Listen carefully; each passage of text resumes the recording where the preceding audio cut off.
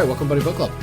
I'm Dylan here with the captain of the airship that is the Buddy Book Club, Mr. McGonagall. How the feck are ya? Have my words ever made you felt buoyed up, D-Man? Always.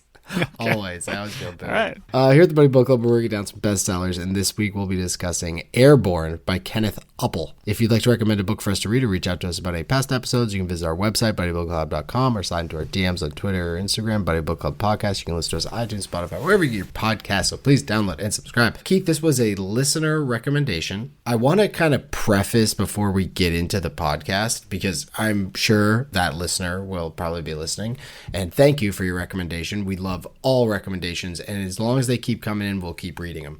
But I do want to preface it by saying, when you read something as a child, it holds like a special place in your heart. You know, like there's more gravitas towards it, and that includes books, that includes television, it includes movies. And when you share that with other people as an adult, it can be really difficult because you have so much love for it and you want them to love it as much as you did, but sometimes it just doesn't translate. And I know this from my younger brother, 16 years younger than me. So when he was of age to watch things like The Neverending Story, I was like, okay, we have to watch this movie. You know, you're going to love it. And he was just like, you know what? It's not for me. And I was like blown away. Was so upset because for me it was huge. You know, you go to the movie store, you get it out. So those memories are often tied to like other things. It's not just that piece of media. It's like other things that were going on in your life, or just like the experience of how you got it, whatever the case is. So I just wanted to kind of preface that because, you know, just because you love something and hold it dear, like how my brother-in-law loves the movie Monster Squad from when he was a kid, and I watched it as an adult. I'm like, this is a terrible monster movie. Well, we've seen that happen in this pod already. Hatchet, from you, you love that. I didn't really like it. Yeah. I love Hatchet. The Giver, Holes from me. I don't think you like those that much. Holes was huge for you, and I was, Holes is like a top 3 book. So, and I was like, I could do without. Just wanted to preface that. But Keith, I hear you prepared a book report for us. Yeah, I have. And this is a classic book report book because I feel like we've been crushing the kids' books. We're gonna get away from them, but we've been crushing them lately. So I'm excited for this 4th grade book report that you have prepared. Airborn is a book that takes place in an alternate reality where airplanes don't exist, and that's about the only difference. The book follows Matt Curse, a 15-year-old boy who has fallen in love with his father's killer, Aurora. Aurora also happens to be an airship, so you can imagine there's a lot of ups and downs in their relationship. Hey. See what I did there? Ultimately, it's a mix of Treasure Island and Jurassic Park, but the underlying theme and what can be taken away here is that it doesn't really matter what reality you're in, nepotism will always exist, and loyalty to any corporation is a scam. The only true way to move up on corporate ladder is not through hard work and dedication, but having pirates murder your superiors. Yay or nay? That was so good. It was so well. It's actually, that is the book. I know you were, kind of making a funny out of it, but it's everything in there. You really got everything in there. Thank you. I'm not going to be as nice as you and give you an A+ because I want to have room for improvement, which I'm not sure there will be any. But it's a solid A. It's a solid A. Thank you. 94 on the test. 94 on the test. Wow. I don't think I've ever gotten a test that high. And I think the only reason why is because his name's Cruz, Matt Cruz, and I don't know what did you said. Matt Cruz? You said like Matt Curse. Let's jump into stock up, stock down. Airborn, Keith, what do you have for stock up? Stock up, being a friendly liar. And what I mean by that is, if you read this book as a child, you probably assume the pirate, Spearglass, is the bad guy, right?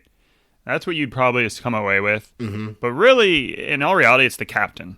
The pirate is out there just making a living. He's going down there, putting food on the table, taking from the rich and giving to the poor. He's a little Robin Hood. Yeah. Well, hey, relax here, right? But the captain is the guy that will look you in the face and smile and tell you something, but just be a complete liar. He promises Matt this position, and then he works him to the bone, makes him work there for 3 years, and then just gives it to someone else. He smiles in your face and lies to you. The pirate, on the other hand, he says, here's the deal. We're going to come on the boat. We're going to take your shit. Don't alert people. There won't be a problem. I'll stick to my word. You stick to yours. One person doesn't listen to him, he shoots him in the head. Listen, I'd rather have the pirate as in my back corner and someone I can trust than a person that will just lie to my face outright. Right? That's a good point. It's not the people like the pirates in the world that are the problem. It's the people they're politicians, the people that will look at you in the face, smile, and tell you something you want to hear, but all reality aren't ever going to do what they're saying. They're going to be the people that thing doesn't happen. They'll say, oh man, it's someone else's fault. That's too bad, But I was rooting for you. I was the one pulling for you the whole time. And just keep doing what you're doing. Yeah. And to make matters worse, he does all this stuff, and then like the next shift, he shows up like 5 minutes late. He's like, I've been disappointed in you. You're really just, you just basically passed over me for a job I worked for 3 years, and now you're a little bit late.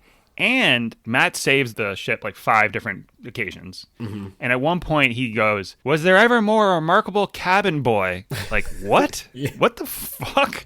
Like, talk about talking down to someone. It really reminded me of Anakin Skywalker when he didn't get promoted to the position he wanted. Yeah. And now I understand why he killed all those younglings. Honestly, this made me sympathize with Anakin Skywalker. It makes a lot of sense. Yeah. So fuck the captain. The pirates are okay. Being a friendly liar, stock up, I guess, but it's tough to watch. Yeah, Matt didn't have much of a sense of self-worth, which I feel like in a children's book, they probably should have pushed a little harder, because he's a cabin boy. Like, he's making cabin boy rates, but it feels like he's doing a lot of different jobs. He's the guy that people trust, the guy that people go to, whether it be helping out with passengers, whether it be flying the ship, or obviously he's in the crow's nest. It seems like a cabin boy in the crow's nest as like your eyes. Like, that's a pretty important job. This is a big industry, these airships, and you got your lowest ranked guy up there, so they must trust him. And obviously he's a little upset he got passed over. He's not doing what he should and saying, nah, it's not going to work like this. Like, I'm not a cabin boy. Like, I'm much more than that. I should be recognized for being much more than that. If there's not, and I know he loves the Aurora because his dad perished on it, which is a weird reason to love something so much, but you have to be comfortable saying, I'm going to move on. I'm going to go somewhere else. Well, they could take advantage of him is what they realized, and like they could keep him in that position. And it'd be like if we went to work for like, the Patriots and they were like, you're going to make half of what you really want to pay you because we know you love the organization, and we can just take advantage of you, which unfortunately is the case. That's what happened. So maybe the captain murdered his dad so that he knew he would always have Matt under his thumb. That is You're not wrong. I think that's making a lot of sense. Let's think about it. My first stock up is Big Zepplin. So unfortunately, the airship industry didn't succeed as much as I feel like it should have in our world here. We got the Hindenburg disaster, and everything really went down from there. And emphasis on down. But we have them at all football games and stuff. They're flying around. We know they're safe. We're talking about something that happened in, when was that, like the 20s or 30s? And it became like, all right, well, now it's all over. It's almost like the Chernobyl situation or 3 Mile Island, and all of a sudden nuclear energy is just, nope, not going to happen anymore. Like, remember that one time it happened? And nuclear energy is probably, a little bit more complicated than just putting an airship up in the air. Because honestly, these airships seem super cool. The thing's massive. It's got a full kitchen. They're saying they're making all their breads and stuff every day. Like, the thing seems absolutely sick. I thought that was like kind of crazy because it said it traveled at 80 miles an hour, but they can travel even faster. So, you're talking like a small airplane, like a really small, single person crop duster airplane speed, but you have all this great opulence around you. It's like a cruise ship in the air. So it did seem a little crazy that they were going to Australia, because I was like, that must take forever. Really long time. Yeah. Take forever. But all of the appointments and whatnot looked great. Like, I would be totally down for this. I know that here in the United States have a terrible train system thanks to Big Auto. They didn't want the trains to get built. But it feels like an opportunity is here for Zeppelins. And I don't know if you're aware, but a lot of the masts on some of our skyscrapers that were made in the early 1900s or whatnot were planned to be mooring stations for Zeppelins. Like the Empire State Building, the mast there was supposed to be a mooring station for Zeppelin. So, people would fly in for business or whatever. They'd moor up to the Empire State and get off at the 100th floor. So it's unfortunate that didn't take place. But I feel like this book could push Big Zeppelin in the right direction. Yeah, no, I don't hate that. I think that's a good point. Led Zeppelin? I don't have anything else. Sorry. No, that's it. What else do you have for stock up? Next stock up is kind of counter to yours. Mine stock up is airlines. Okay. I think you made some good arguments, especially about more about in this reality. But the fact of the matter is, airlines, we complain about them all the time. Everything that happens, it sucks. It seems like they're super inconvenient. Are you going to do the Louis C.K. bit right now?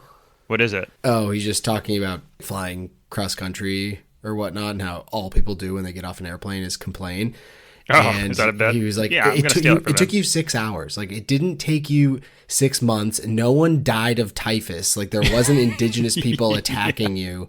Like, move on. All right, so go listen to that bit. You don't need to hear it. I'm not going to say anything better than he is, but I guess I'll tie it back to the book a little bit. In the book, they get boarded by pirates, right?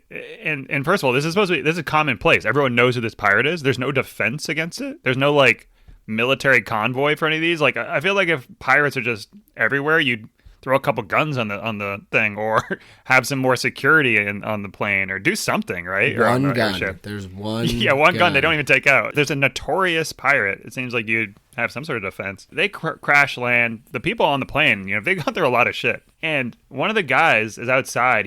I'm sure he's in shell shock. He's like, he has all this expensive equipment and things like that he's carrying over to Australia. He's smoking a cigar, trying to calm his nerves. He's like, hey, just be careful with that. And everyone's like, what a piece of shit this guy is, huh? I'm like, what? He just went through a terrorist attack. He's shipping all of his expensive gear on this thing, and you guys are like, how dare you? I feel like he has the right to be upset a little bit. So I know we give shit to airlines, but we're supposed to be mad at this guy? Come on. I kind of took the other side, because my next stock up is being stranded on a desert island, which you would think would be terrible. No one wants to really be stranded on a desert island, but for the passengers, life just goes on. In my mind, the second that ship lands, it's Lord of the Flies. It's every man for himself. I'm pilfering everything I can out of the pantry, and I'm going off into the mountains and trying to kill pigs. That's what I'm doing. But yeah, and I'm talking if I worked on the airship, it's all right, I'm no cabin boy anymore. I'm the king of this island. I'm going to just do whatever I want. But for some reason, and maybe it's because, captain keeps things under control, but all the passengers are still getting first class treatment. They're getting everything that they would get on the airship, but on the deserted island, where I feel like it should be a little bit more rationing going on. It's okay, we don't know how long we're going to be here. Yes, the airship is still intact and we might be able to salvage it, but we also might not. So running out of all the food and people being like, oh, I don't like fish, so I'm not going to eat fish. It's you're going to starve. We're on a deserted island. This is not good.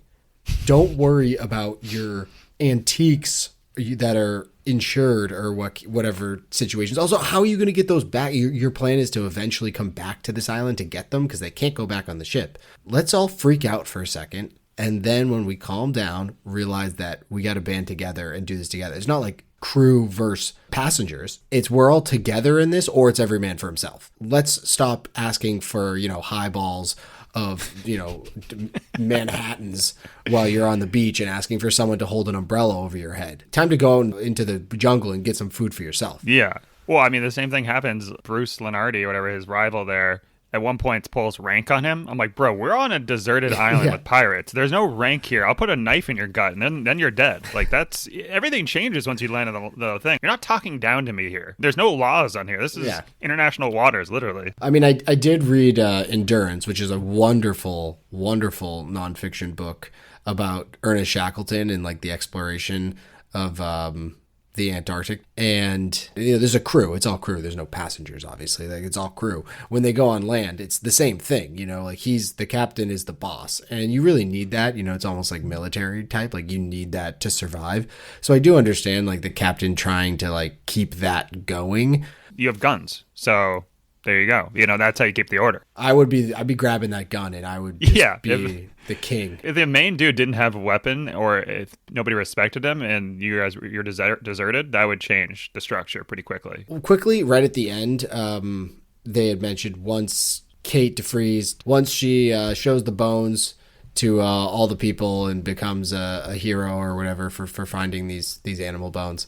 They're talking about all the people around them, and our buddy Matt was saying he didn't like the smells or whatnot that was going on because there was all these people, and they'd said that the people in this society, they use toilet water on their bodies, and I guess, yeah, exactly. So stock up for toilet water, because I guess in this parallel universe, when you want to like make yourself smell a little better, you have an old number 2 in the toilet, and then you grab a little bit of the water and just like sprinkle it on your neck.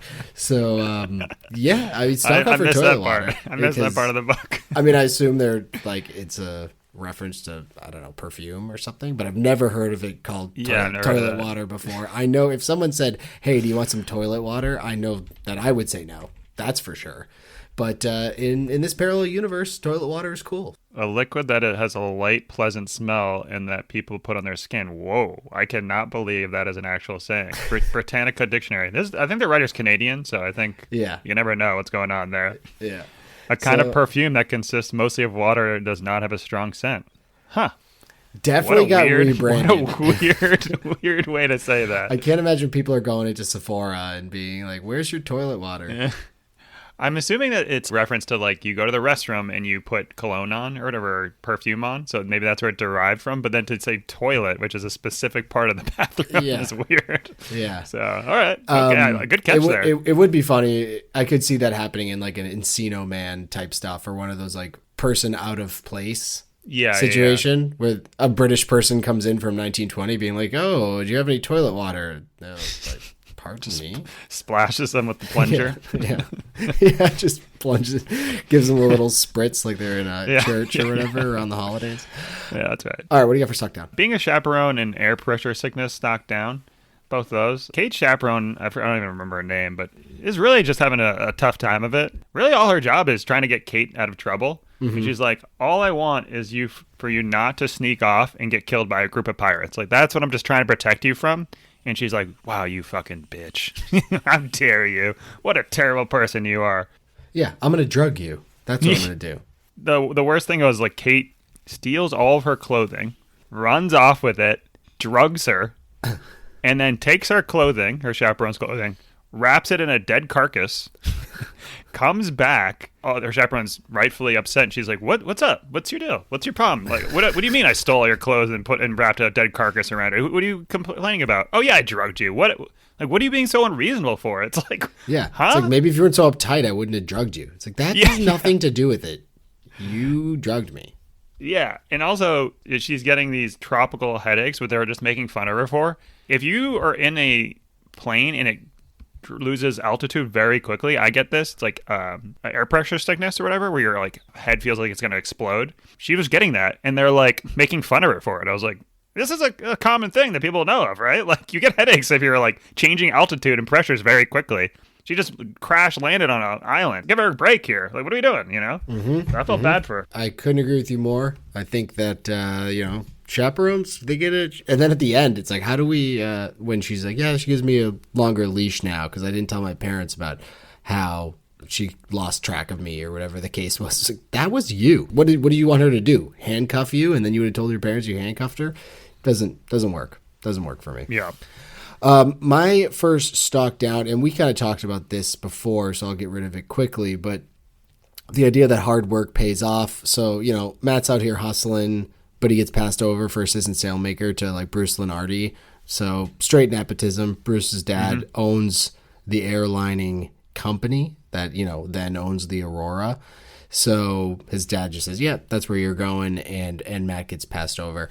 Although Matt takes it pretty personally against Bruce, which is fair for someone of his age.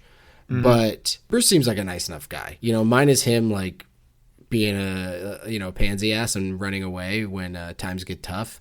Yeah. He seems like a nice guy. And I'm not here to talk ill of the dead, because Bruce Lenardi, for this children's book, he gets blown to bits. His head gets popped off by some pirates. I was not expecting that, honestly. Matt was really broken up about that for about 5 minutes. Oh, no, Bruce. Or, oh, that's too bad. What a shame. Yeah. Shucks. Oh, shucks. and that was it. I think that actually what might not have been said is Matt might have blacked out, because we get this. It's a lot of this is from Matt's perspective. So I think Matt blacked out, and actually he shot Bruce Lunardi himself. That's a great take. And he just washed it out of his head and just acted like a pirate did. And like now he actually believes that a pirate did, because he was like, oh yeah, shit, Bruce is done. Well, all right, I guess they're going to need an assistant sailmaker at some point. So it was like Memento, you know? Yeah, exactly. It's just like that. Don't work too hard. Just make sure you find yourself in a rich parent situation is really all you need. 100% agree. What else you ever stuck down? Sexualization of inanimate objects and clothing talk. Yes. Stuck down. Oh, stuck up. I didn't think I'd have to sell this. I thought it was pretty low stock, but I guess I'm here having to sell this, unfortunately. I was very uncomfortable at times in the books. I mean, just Matt's talk about the Aurora and like his relationship with it. You have a nice car. You're like, that's my baby, you know, and you name it. And you like, you know, you talk about it. I think that's a little strange as it is. Everyone can do whatever they want. Matt took that a little bit too far. Mm-hmm. You know, he's a little bit too much, to the point where he's like, I can fly because Aurora can fly. I'm like, I was birthed by it. I was like, all right. Yeah. Or he'd be like, oh my God, there she is. Oh, she's coming about. Oh my God. It's like Kate's right there sitting next to him. She's like, hey, I haven't seen you in 6 months. What the deal? He's like, it's Aurora. She's here. And they were filling it up. They're like, God, look at the gas going to that. Oh, everything's those pipes. Oh, they're getting hard. Yeah. I was like, what the hell? Hey, kid, it was written. I'm just quoting. That's direct quote. There is actually a subculture of people who are sexually aroused by inanimate objects, or some, you know, usually it's like cars and stuff like that. Yeah. So I don't know what our boy Ken was doing when he wrote this necessarily, but Matt's got a touch of that. Yeah. Know? Okay. He's got a touch of it. I don't want to hate on the people. I didn't know that was a thing. So if that's a thing, not going to hate on anyone. No, we can hate on that. That's super weird. Okay. So yeah, that's we don't yuck anyone's yum here, kid. But I'm about to yuck that. Yeah. The other thing with connected to that was, this is a kid's book. I mean, it's very clear it's written for kids. A lot of skirt length talk, underwear talk. Knickers. Yeah, a lot. Excuse me? Stop it. A lot of. I get uncomfortable when it's very straightforward sexual talk a lot of times too, in books that are adult books. This book was like cringy in that when that stuff came up. She's like, and then her skirt was riding up. I was like, all right, like, Jesus Christ. I was underneath her in the tree, and I could see her knickers. I didn't know what to do. It's like, bro, chill out. Like, relax. And then at one point they're in that tree, and he's like, and then something hard popped up, and it was a one-eyed snake, and I was like, what the hell? There wasn't even a double entendre on that. That didn't make me as shook as the sexualization of the Aurora. It was so clear. Like, there's no subtext. It was like clear. It'd be like, oh God, Aurora. She's just so beautiful. It was like a love triangle between him, Kate, and an airship. It was very confusing sometimes. But he'd be like, oh, I don't know what to do. Like, do I follow Kate or do I follow my love, the Aurora? It's like, what? What is happening here? Are you confused? Did he hit puberty on a ship, and because of that he wasn't around any women, but just a ship, and it's named out as a woman? So he was like, well, this is what women are? I don't know. Well, speaking of young Mr. Cruz, my next and last stock down is the base system. So it seems like we've created the base system. It's pretty straightforward. Baseball's America's pastime. So when you're growing up, you know, and you're starting seeing the opposite sex or the same sex or whoever you're into, whatever, your dad's car as, you know, an object of your desire, it starts at first base. You start there. You go in, you ask for consent, you have a kiss. Perfect, you know. From there, you can advance. But you can't advance to second or third base without already going to first base. It's in the rule book. Matt, he only played T-ball, where you just run straight to third and forget that first even exists, because he goes straight to pull her pants off in that hole once he gets thrown in. He's like, oh, death's upon us. Give me your pants, Kate. And she doesn't know what he's doing. So she's very confused as he's legitimately tearing her pants off. Well, he's like, we're about to die. I'm not dying without I think that's what his mindset was, right? And then he realized they float. So he was like, oh, all right, we can get out of here. Oh, good excuse. Yeah. So he realized they float. They float out of there. And then what does he do immediately afterwards? Goes to first base, gives her a kiss. One, doesn't ask for consent. Hey, it's 2024. We asked for consent. All right, Matt. Also, he just forgot that you have to go to first before you go to third. So, just the base system. It seems simple. Don't screw it up. So stock down because obviously Matt didn't learn it. There's no baseball in this parallel universe. I feel like maybe he's been with a lot of prostitutes, and you don't kiss prostitutes. In your experience? Is that your experience? No, I've been told. Did you have like a favorite scene or favorite character? I mean, my favorite character, I'll give it away, is Vlad. I mean, best chef.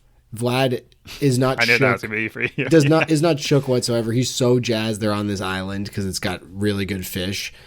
He's pissed because no one respects the fish. He likes a good drink. He doesn't get shook up when there's pirates involved. He can still, put together a fish stew, no problem. Like, I will push back on the fish stew, though. They're like, it's so fishy. Yeah, like come on, bro. You gotta hide the sleeping powder a little better than that. Yeah, it was very confusing that they were saying like the people reeked of fish stew because fish stew is supposed to be light and delicious. It's not the stuff smelled like fishy, like the sleeping powder or whatever, I think. So that's why it was so fishy. Oh, but you gotta hide that better. You gotta change that into maybe a beef stew or some sort of thing that hides it a bit better. Yeah, well, I think they were all out of the meat. They said they were all out of meat, so it was only fish. But if it smells like fish and there's fish, I personally, if I ate a fish stew that was like super fishy, I'd be like, this fish is bad. Like, I'm not gonna eat this stew. And I think once Vlad was faced with the pirates in the kitchen when he, Matt was done having intercourse with the dumbwaiter. Vlad didn't even bat an eye. He was just kept going. He knew exactly what Matt was doing there, but was able to play along. It was great. It was great. So Vlad's up there for me. He would have been fine with a good chef. This is like another day in the office. I feel like most good chefs, they've seen some stuff in their life. They've done some things. Vlad's only negative was that he's got a kitchen full of knives. Why didn't he just like stab any of these pirates in the face? It's a revolt. I mean, if you can take all of them out with your food, I think that's a good play too. But yeah, for sure. Not really a favorite scene for me though. What about you? Character scene? Vikram Spearglass. Your boy Vic. My boy Vic. Yeah, he does what he says. He says what he does, I mean, I don't know if that makes sense, but I started to respect him right when he shot that person in the face for disobeying the order. I mean, you got to respect that kind simple. Yeah, the rules were there. It was weird that they included a like weird side story about his child. It wasn't really a story. Real weird. Just the fact that he had a kid. Like, why does that matter? Like, why does he need to have a kid? And then that was my lingering questions. I assume that's the origin story for a bad guy. Like, this is what he could have been, but you ruined it. Got you. Because they do, like, even at the end, they go back to say he's in an orphanage. Like, he's taken care of. He's in an orphanage. It's like, I really was concerned about that. Yeah. It's like, I've seen movies, Oliver Twist. Like, orphanages aren't cool. They're not like a good place. I hope that kid's doing okay in that orphanage. They're like, well, we don't know. And he's like, that's about as much time I'll think about that for. And he's back to Aurora. He's like, where is Aurora. She? Kenneth Oppel, he wrote this, I think it's like 2005 or 2006. It is part of a trilogy, if you were not aware. So if you want to get deeper into it, there's two more. Yeah, he obviously created a little society here, and that's his thing. Canadian guy, like you said. He's wrote some other books too, and there's like bats on the cover. So I don't know. Maybe you just got a thing for bats because like cloud cats, bats kind of thing. We didn't really talk much about cloud cats. Do you have anything that future on, or should we discuss them now? I didn't really understand why they were in the book. Like, I don't really think it. Here's what I would have done to change it. They should have not been birds in the book. Birds should not have existed. That's why there's no airplanes. People don't realize the flight thing. That's how basically airplanes were invented. They were trying to recreate birds, And so they see this thing like, what the hell is that? What is this thing that's flying like that? We only thought things could float. Yeah. And that would make more sense why it's such a huge discovery. Instead, it's just like a falcon. Who cares? It'd be cool to discover a falcon, but at the same time, is that really getting my jollies off? No, it's not the Aurora, so. Yeah. And Matt's like, I want to call it a cloud cat, but that sounds really stupid. And then he eventually tells it to Kate. She's like, that's exactly what I thought. I'm like, no. Yeah. Well, no Cloud Cat's way. a fire name, by the way. So I will give him that. That's a pretty good name. I don't know. It sounds like what are like jet skis you drive in the snow? Snowmobile. Oh. So stupid. It sounds like a snowmobile name. Like, oh yeah, I got myself a new Cloud Cat. But it's just funny that they're like, oh, we both came up with the same name. It's like, no, you didn't. No, that's not how it works. Like, No. you just don't come up with the same thing. Cloud Cat. You both individually came up with that. No, you didn't. She was like Air Cat, and then she heard Cloud Cat. She's like, yeah, that's what I was thinking. Yeah, that's what I was thinking. Yeah, it just, I don't know. It just seemed. You guys didn't both think of the same thing. That's what you're most pissed about. Yeah, I didn't like that. Yeah. It was like just like the author couldn't think of another thing. Like he just came up with Cloud Cat and was like, I don't want to have her come up with one. And then they decide on Cloud Cat. Let's just say that I thought that too. I was like, oh, whatever. Yeah, I didn't really get it. It didn't do anything for me. I couldn't also picture it. I just pictured a cat with wings. Well, I was thinking it was a pterodactyl, but based off of the ending, where they're like, all of a sudden it turned to this evil cat. I was like, oh, okay. Yeah, like a pterodactyl with a cat head. That's why I said it was like kind of like Jurassic Park, where they're on this. Oh, for sure. Yeah, I could see that. Let's get into some love hate. What'd you love about it? I mean, I've said it before. The pirates' principle and their code of executing people. I like that a lot. I thought too, for sure, when they were fighting. This doesn't make sense now that I think about it, but when they were fighting up in like him and Spearglass, I thought like he'd cut his hand off and then be like, "Your mother never told you who your father was," Ooh. And then he'd been like, "I'm your father." I thought it was gonna be something like that too, like his dad was Spearglass or something like that. Yeah, that's what I thought, and I was like, "Oh, Star Wars!" So that I like that. It reminded me of Star Wars. Yeah. What about you? I enjoy pirates, just pirates in general. I'm down for. Agreed. I enjoy deserted islands. I like stuff like that. So Treasure Island, Robinson Crusoe, Castaway, down. Swiss Family Robinson, yes, I'm all in. So those things check out for me. I enjoy an alternate reality as well, where it's our world, but it's not our world. You said you read Golden Compass. Yeah. So I don't know how well you remember it, but this seems like Golden Compass light. Like it's very, because Golden Compass is pretty much our world, but there's a bunch of other stuff going on. There's airships. So it seemed like that, but light. The only problem is it wasn't good pirates. It wasn't a good parallel universe, and it wasn't a good deserted island. So it didn't really hit for me in that aspect. Mm-hmm. Yeah, that was a love, huh? All right. What about hates? It was very similar writing to Percy Jackson, which I think I really would have really liked Percy Jackson if I read it when I was younger also. Mm-hmm. I don't know if that's what Harry Potter is like, because I've reread Harry Potter a few times, and I never think that the writing here is like is too simple. Yeah, it also could be because, one, I think the narrator for the audiobook sounded a lot like the narrator from Percy Jackson. Yeah. Although I agree with you, but I'm just saying these are qualifiers. The ensemble cast was not so good. Now, you sometimes think ensemble casts can make it even more childish, Yeah. When they come on. So I usually don't like ensemble casts, honestly. I'm not a fan. Yeah. So that could have done it as well. For my hate, the world he created, it honestly seemed lazy. I don't know why they kept it in the same. Why is Hawaii in it? Who cares? You could just say it's a different world. I don't really understand why it's in this world. Or it's just, if you're going to keep it in this world, like, be a little bit more creative about it. Like, oh, we're flying over the Pacificus. It's like, okay. You just added U.S. to Pacific and like said, oh, it's a new world, It's like, what are you doing here? So I get that you want to have similar things so that it feels fantasy-like to some people, where it's like, oh, the Eiffel Tower's here, but there's Zeppelins attaching to it. Like, that's cool. But it's either, why don't you just keep it in our world, but it's just a different world? Like, you are flying over the Pacific, but like planes don't exist. That's we got that. Man on the High Tower, is that what it's called? Man in the High Castle. Yeah, they kind of do that there. Yeah, I agree. I just needed some like, hey, airplanes don't exist because of XYZ. And again, like if they were like, we've never seen a bird before, it makes more sense why airplanes don't exist. Or and they just added like a gas that is, I don't know, they don't really understand it other than it smells like mango. Like I was like, what? Huh? Yeah. Well, I'm just going to continue to my next hate, which is there were a lot of very lucky happenstances that I also thought were just kind of lazy writing, in my opinion. That's common for kids' books. So I know, but it's like Crash Under Grandfather's Island is a pretty long shot, but I'm okay with it. Finding refined hydrium on the desert island, that is maybe a bridge too far for me. I couldn't support that. Finding the refined hydrium of the desert island, like, I think I've talked about this before, but when I wrote, like in 6th grade, we had to write a sequel to Hatchet. And my sequel was like the kid from Hatchet is still in the wilderness, and there's some Russian guys coming, like Russian paratroopers come down. It was like a mix of like Red Dawn and some Sylvester Stallone movie. And he just like stumbles upon this weapons cache that was left from the Cold War. And it just seemed like when I was reading that, they're like, oh, it's refined hydrium on the island. I was like, oh, this sounds like exactly what I wrote on my Hatchet 2 creation, where he just stumbles upon exactly what he needs at the exact time.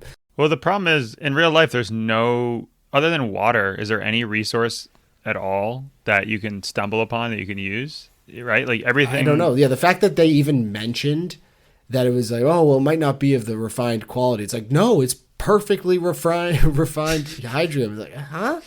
What? Yeah, everything has to either be dug up or, refined in some way. I'm thinking, like fire, I guess, if you count that as a... You still have to make it, but I mean, that's a little bit easier. But water and fire are the only it's just two. Leaking out of this cave for gasoline isn't just getting. You don't just walk and be like, "Oh, here's a gasoline puddle. We can just pull it into the car." Yeah, pour it in your car. We're good to go. Yeah. So I don't think that's I don't know. That's why it's like far fetched, because there's no other resource that's like that. And then even the ending, when it's him versus Spearglass. Okay, this is going to be an epic showdown. And instead, the Cloud Cats just come back in force at the exact moment, and one just knocks Spearglass off. Well, you knew that was going to happen, because there's no reason for the Cloud Cats to be in the book otherwise. Oh, that's a good point. Yeah, there really wasn't. I assumed he was going to fly on one. I thought he was going to fall off and land on one of them and catch it. Ooh, that would almost be too cliche, but whatever. Yeah, and then he'd connect to it like an avatar. I've only ever done this with the Aurora. It's a whole new feeling for me. Yeah. Did you have some lingering questions you wanted to discuss? What are the pirates spending their money on? They're like bunking up with each other, and they don't have a nice soft bed. We were stealing all this money and gold and things from people. What's the point? What's the whole reason to do this? Yeah, it is a really good question. So I'm actually listening to this great courses about pre-colonial America, and one of the chapters is on pirates, which is like, oh, this is super cool, like real pirates. Awesome. Yeah. And they pretty much, they could get insane amounts of money. Like there was a treasure fleet that came back, and this is going to tie into our next book, but there is a treasure fleet that used to come back from South America to, Europe, to Spain every year, that was just full of gold, like just a whole treasure fleet full of gold. And I think they said, and I'm not knowing the exact numbers, but it was like $1 billion worth of gold would be on this. And a pirate, just like one pirate ship or whatever, could go over there, steal, like take over the ship, and then they would be a billionaire. Like there's nothing like that now, except for maybe like the lottery. But what they ended up doing was they just created pirate paradise in like the Caribbean, where they actually like owned the island. So I don't know which, it might have been like Jamaica or something like that, but it was just like, that was the pirates island. Like it was a governor, had everything that you would ever need. So you could trade goods in and out of there. So the pirates could live these lavish lifestyles, but these guys are just stuck on this island living in hammocks and drinking mango juice. Yeah. And if they wanted that chef, like, oh, this chef's really good. It's like, hey, what are you getting paid now? It's like this amount. It's like, okay, we'll give you 10 times that. You want you to come work on this island? Work with us for a year. That's nothing to us. That was what's most upsetting to me. I'm like, what's the point of being a pirate? Unless they were stealing and giving it to the poor. Maybe that's why. My lingering question involved Kate. And I do agree, there was a part in the book where Matt's crying the whole time. He's like, I don't have any opportunities, this, that, and the other thing. And Kate's like, yeah, but you're a man and like I'm a woman. Do you know how much tougher that is? And like, good for you, Kate. Like, stand up for yourself, because this guy's crying and like you're actually out here trying to hustle and do better for yourself. But at the same time, just because Kate found these bones, it doesn't all of a sudden make her like a professor. Like they're like at the end of the book, it's like, oh, she's going on tours and she's doing speaking engagements. She can talk about the animal, but that's about it. It'll take someone who's like learned in that area to actually like explain those things. So like, she's a few years out, but I appreciate how they tried to make her seem like she was a professor or something. I also don't really like the whole like, well, I'm this and that's so much harder. It's like, yeah, but this person can't eat if they don't work for you know what I mean? Like it's a little different that like if you're not, your main things aren't covered, your food, shelter aren't, just ability to live aren't covered. that kind of supersedes any other deterrent that you might have in your life. 1,000,000,000%. That's the whole thing with just poverty in general. It's like, yeah, people in certain countries have to walk to get water, like 5 miles each way to get water. It's like, well, it's hard to learn when you're walking to get water. Like, right. You can't advance in society if that's the case. And then it also is funny how at the end, like Matt, everything is fine for him and like things are all golden, literally, because he got some money. So once you have money, things are a lot easier. That's true. To be fair, that's not wrong. No, it wasn't wrong at all. But it was funny because it was like, oh, he got this treasure from turning in spear glass, and like now he doesn't have to worry about his mom and his sisters. They're taken care of, and he can afford to go to school. So yeah, money might not make you happy, but it gets pretty close. Keith, would you recommend Airborn to our listeners out there? Not for me. Wasn't the biggest fan. I want to reiterate what you said at the beginning. I don't disparage anyone that liked it. Obviously, any kid's book I think you're going to like when you're a kid more than you're going to like when you're an adult. So it is what it is, but it wasn't for me. Yeah, wasn't for me either, if you couldn't tell from this conversation. But yeah, if you like it, good for you. If my kid came up to me that I don't have and said, hey, I'm reading Airborn, I'd say, nice. Do you like it? He'd say, this guy's fucking an airship. I'd say, whoa, you're only 7. You shouldn't know that word. He said, I'm sorry. I said fecking.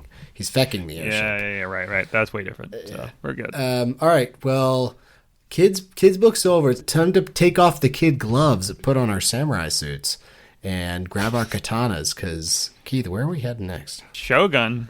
We're doing by James Clavell. This is a D-man book. It is a long one. So it has a 4.4 on Goodreads though. So yeah, buddy. That's the highest I think we've ever. I'm a little scared that you're not going to like it. I mean, if this is Dune-esque, then we're in for a long ride. It's not as smart as Dune, but there's a lot more Japanese in it. But I think the audiobook does it better. For a 1,000-page book in maybe like 45 hours. So if you're interested in reading along with us, I think we're going to do it in probably 3 or 4 parts, depending on how the conversation goes. Pick it up now and start giving it a listen. If you're interested in feudal Japan, historical fiction, even if you're not, it's for you. I like it. Let's jump into it. Alrighty then. Bye now. Bye now.